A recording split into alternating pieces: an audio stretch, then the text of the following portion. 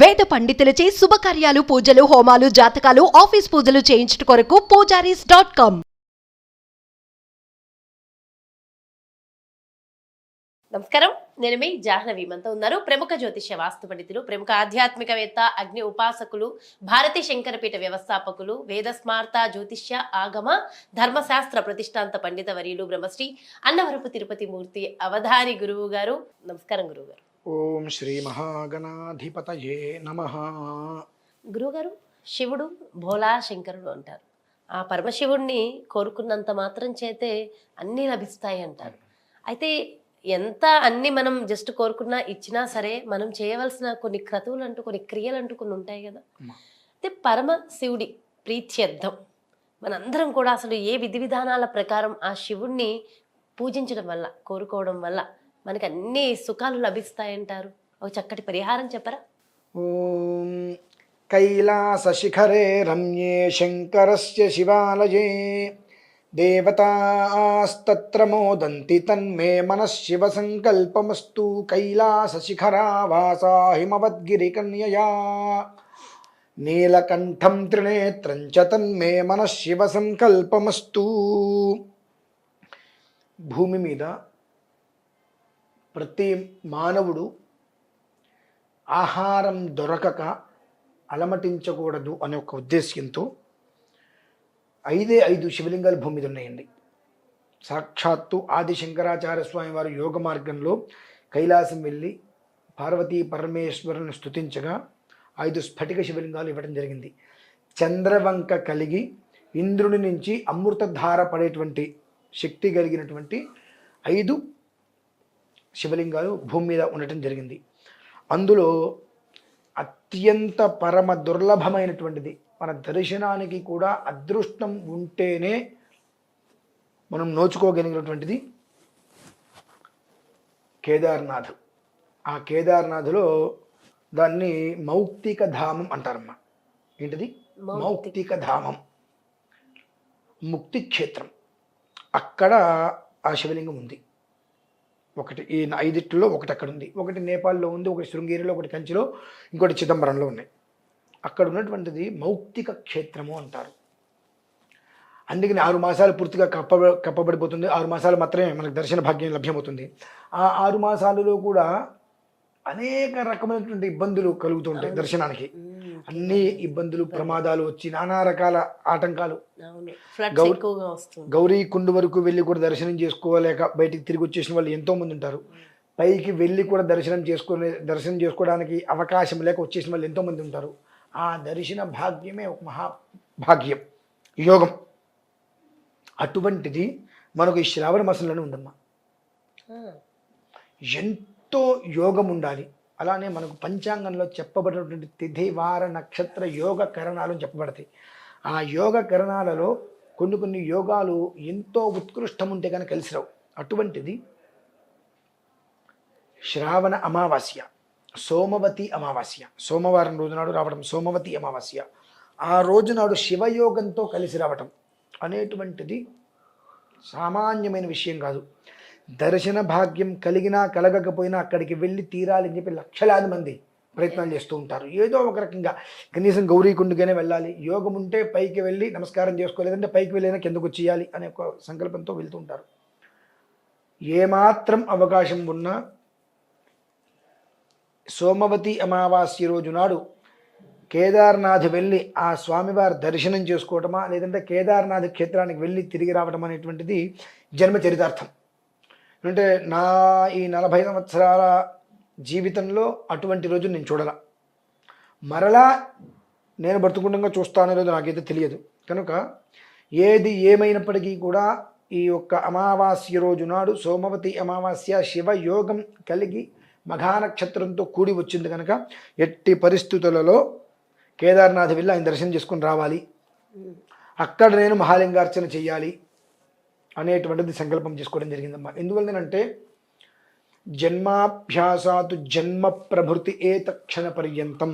మనం పుట్టిన దగ్గర నుంచి ఈ క్షణం వరకు ఎన్నో రకాలైన పాపాలు చేస్తూనే ఉంటాం, తెలుసు తెలియకు. అన్నీ కూడా ఆ క్షణంతో వెళ్ళిపోతాయి. కొత్త జీవితం అనేటువంటిది సంప్రాప్తమవుతుంది. కొంతమంది నా శ్రేయోభిలాషులు వెళ్ళవద్దు గురుగారు, తిరిగి వచ్చే అవకాశం ఉంటుందో ఉండదో అన్నారు. తిరిగి రాలేదు, ఆయనలో కలుపుకుంటాడు. మోక్షం అంతకుమించి కావాల్సిందేముంది? ఈ ఐహిక జీవితంలో పడి కుడితి తొట్టులో ఎలుకలాగా కొట్టుకు చావడం ఇంతకాలం అండి. ఇప్పుడు అగ్నిస్తంభన చేస్తున్నా, వరుణస్తంభన చేస్తున్నా, వాయుస్తంభన, ఇన్ని చేసినప్పటికీ కూడా నేను అముష్మికంలో, నేను ఐహికంలోనే ఉన్నా, భార్య పిల్లలు అనేటువంటి బంధంలోనే ఉన్నా. ఎంతకాలం ఉంటాము? ఎక్కడో ఒకడానికి ఆ బంధం విముక్తి చెందాల్సిందే.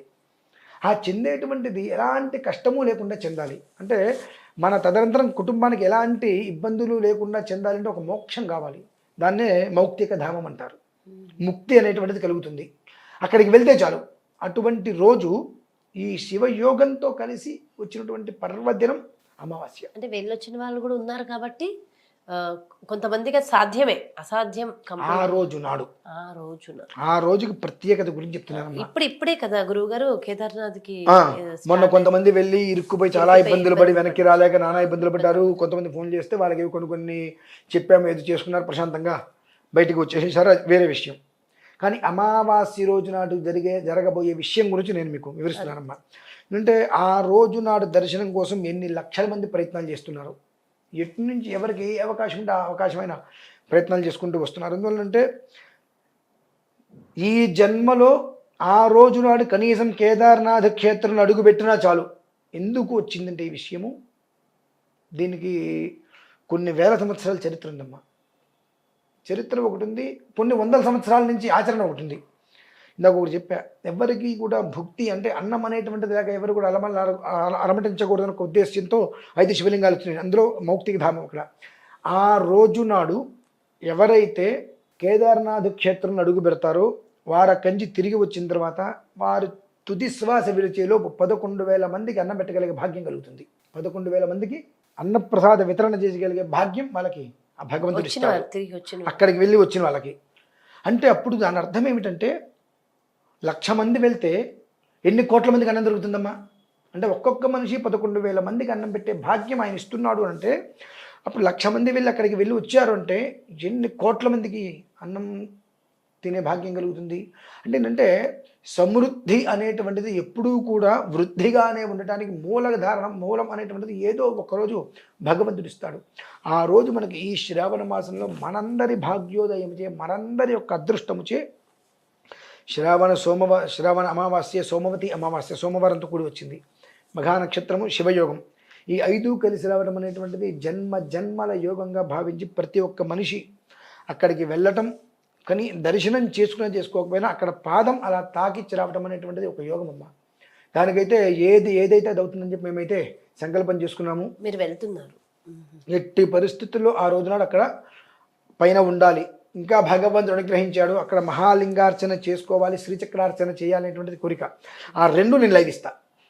అంటే ఆ లైవ్ కనుక అక్కడ వచ్చింది అంటే కనుక ఖచ్చితంగా సిగ్నల్ ఉన్న వస్తే ఆ 2 నేను 5 నిమిషాలైనా కనీసం నేను లైవ్ ఇచ్చే ప్రయత్నం చేస్తాను. ఎందువల్లంటే దూరంగా ఉండి రాలేని వాళ్ళు ఆ రకంగా చూసైనా ధరించగలుగుతారు లైవ్లో అనేటువంటి ఒక ఆలోచన మాత్రం నేను చాలా గట్టిగా, నా స్నేహితులు 1-2 అడిగాను, చాలా గట్టిగా సిద్ధపడ్డారు. ఏదైతే అది అవుతుంది, తిరిగి వస్తామా రామా ఈశ్వరేచ్ఛ. కానీ వెళ్ళటం అనేటువంటిది మాత్రం ఈ జన్మకి ఇన్ని సంవత్సరాల్లో ఆ యోగం లభ్యం కాల. ఐహిక జీవితంలో కుడితుట్లు ఎలా కొడితే ఎలకపడితే ఎలా ఇబ్బంది పడుతూ ఉంటుంది, బయటికి రాలేదు, లోపల మనగలేదు, అలా ఇబ్బందులు పడుతూనే ఉన్నాం మనం. ఏదో ఒక రకంగా సంసారం అని అదని ఇదని వాళ్ళని వీళ్ళని అవన్నీ కాకుండా మౌక్తిక ధామంలో వెళ్ళి ఆ ముక్తి మనకు కలగాలి. ఇకపై ఎవ్వరికి ఎలాంటి ఇబ్బంది లేకుండా చక్కగా ఒక 11,000 మందికి భోజనం పెట్టే భాగ్యం కావాలనుకుంటే దర్శనం ఆ క్షేత్రంలో కాలు పెట్టి రావాలమ్మా. అటువంటి దివ్యమైన యోగమైనటువంటి పర్వదినం అమావాస్య. దాన్ని మించినటువంటిది అయితే ఇప్పటి వరకు ఈ నా 40 సంవత్సరాల్లో అంత గొప్పది మనం చూడలేదు. ఆ తర్వాత నేను చూస్తాను నమ్మకం నాకైతే లేదు, చెప్పలేము. ఇప్పుడు ఈ జీవితం ఎంతకాలం అమ్మా, ఒక నురగ సబ్బు తీసుకొని కానీ ఒక బొడగ వస్తుంది, రంగులుగా తిరుగుతుంది, పట్టని వెళ్ళిపోతుంది. మన జీవితం అంతే, ఏ క్షణంలో టప్పని ఆగిపోతుందో తెలియదు. ఈ యోగం ఈ 40 సంవత్సరాల జీవితంలో ఇప్పుడు వచ్చింది కాబట్టి ఆ యోగాన్ని సద్వినియోగం చేసుకోగలిగితే అంతకు మించినటువంటి పుణ్యం యోగం ఇంకా మరొకటి ఈ జన్మకి ఉండదు అనేటువంటిది నా ఒక్క నమ్మకం. కాబట్టి నేను నా స్నేహితులతోటి కొంతమంది పరిజనాలతో సంకల్పం చేశాను వెళ్ళటం అనేటువంటిది. ప్రతి ఒక్కరికి నేను చెప్పగలిగేది ఏంటంటే, ఏ రకంగా అయినా సరే అక్కడ అడుగుపెట్టే ప్రయత్నం చేయండి. అది ముక్తి మార్గం. లేదా అక్కడికి వెళ్ళేటువంటి వాళ్ళకి మీరు ఏదో ఒక సదుపాయం చేయండి, ఏదో ఒక సదుపాయం చేసే ప్రయత్నం చేయండి. అంటే మీ నుంచి ఒక బియ్యపు గింజైనా అక్కడికి వెళ్ళే ప్రయత్నం చేయాలి. ఆ రకంగా చేయగలిగిన రోజు నాడు ఎంతటి అదృష్టం పడుతుంది అని అంటే మనం ఇలా కొంగు పట్టక్కర్లేదమ్మా, ఆపాలి, ఇక చాలు నాయనా నా వల్ల కావట్లేదు, నేనేం చేయాలో అర్థం కావట్లేదు, ఇది చూసి నాకు పిచ్చెక్కుతుందేమో అనేటువంటి స్థితి మనకు కలిగి ఇక చాలు తండ్రి నాకు చాలు అనేటువంటి స్థితి మనకు భగవంతుడు కల్పిస్తాడమ్మా. ఆ యోగాన్ని అయితే మనం పుచ్చుకునేటువంటి అద్భుతమైన యోగ దినం అమావాస్య. అది విషయం. చాలా చాలా సంతోషం గురువుగారు. అయితే అమావాస్య అంటే శివుడి కటాక్షం కావాలి, ఓకే, శివుడికి ప్రీతికరమైనది మనం చేయాలి అంటే అది కేదార్నాథ్ స్వామి దర్శనం. అదే అందులో అమావాస్య నాడు ఎట్టి పరిస్థితులలో శ్రీచక్ర నవాభరణార్చన, మహాలక్ష్మి హోమంతో పాటుగా మహాలింగార్చన చేయాలి. 3 అక్కడ చేయాలి అనేటువంటిది ప్రధానమైన సంకల్పంగా పెట్టుకున్నా. పైన కుదరకపోతే కిందైనా మీరు అన్ని కఠినమైన సంకల్పాలు చేస్తూ ఉంటారు గురువు. కాదు, కఠినమైందని కదమ్మా. ఈ జన్మ భగవంతుడు ఇచ్చాడు. మానవ జన్మే పరమ దుర్లభం. అందున బ్రాహ్మణుడుగా జన్మించి ఆ గాయత్రి అనుష్ఠానం చేసుకుంటూ వేదాన్ని అధ్యయనం చేసి ఒక మనిషికి ఉపకారంగా ఉండటం అనేటువంటిది పరమ దుర్లభమైనటువంటి జన్మ. అటువంటి జన్మ నా తల్లిదండ్రుల రూపంలో భగవంతుడు నాకు ఇచ్చినప్పుడు జన్మరాహిత్యాన్ని కోరుకోవాలి. ఏ కారణం చేతనైనా ఎదుటి మనిషికి మనం ఉపయోగకరంగా ఉండామా లేదా. ఇప్పుడు నేను వెళ్ళి చేసుకురావటం వల్ల, అది చూడటం వల్ల కొన్ని వందల మందికి సుఖం కలగచ్చు. ఆ కొన్ని వందల మంది, కొన్ని వేల మందికి భోజనం పెట్టేటువంటి అదృష్టం భగవంతుడు ఇవ్వచ్చు. అన్ని కుటుంబాలు ఇవాళ నేను ఒక 11,000 మందికి నేను అన్నం పెట్టగలిగానంటే భగవంతుడు నాకు ఆ శక్తి ఇస్తేనే కదమ్మా. ఆ పరంపర అనేటువంటిది కొనసాగాలి అంటే ఇది కష్టమైంది కదమ్మా. కష్టం అనుకుంటే మనం ఏది చేయలేము. ఆ యోగాన్ని మనం దుర్వినియోగం చేసుకోవద్దు, సద్వినియోగం చేసుకోగలిగితే ఈ జన్మకి సార్థకత. ఎంతో చక్కగా వివరించారు గురువుగారు, విషయ పరిజ్ఞానాన్ని అందించారు. Thank you so much. నమస్కారం. చూసారు కదండి, మరి ఇది మన శివుడి కటాక్షం కోసం, శివుడికి ప్రీతికరంగా మనం ఏమన్నా చేయాలి అంటే ఏం చేయాలి. సో అదే సోమావతి అమావాస్య శ్రావణ మాసంలో ఉంది. మరి ఆ రోజు గురువుగారు కేదార్నాథ్ స్వామి యాత్రని చేస్తున్నారు. మరి ఈ వీడియో వీక్షించిన ప్రతి ఒక్కరికి కూడా అర్థమవుతుంది కదా. మరి చక్కటి విషయ పరిజ్ఞానాన్ని అందించారు. శివుడి ప్రీత్యర్థం మనం చేయవలసిన విధి విధానాలు కూడా వివరించారు కదా. మరో ప్రత్యేకమైన కార్యక్రమంతో మళ్ళీ మీ ముందుకు చేస్తాను. మరి అలాగే మీ యొక్క జాతకానికి సంబంధించి కానీ, లేదంటే మీ ఇంటి వ్యాపార వాస్తుకు సంబంధించి కానీ గురువు గారిని సంప్రదించాలి, అపాయింట్మెంట్ కావాలనుకుంటే క్రింద డిస్ప్లే అవుతున్నటువంటి నెంబర్స్కి కాల్ చేయగలరు. అలాగే కేదార్నాథ్ స్వామి యాత్రకు సంబంధించిన వివరాల కోసం కూడా క్రింద డిస్ప్లే అవుతున్నటువంటి నెంబర్స్కి కాల్ చేయగలరు. నమస్కారం.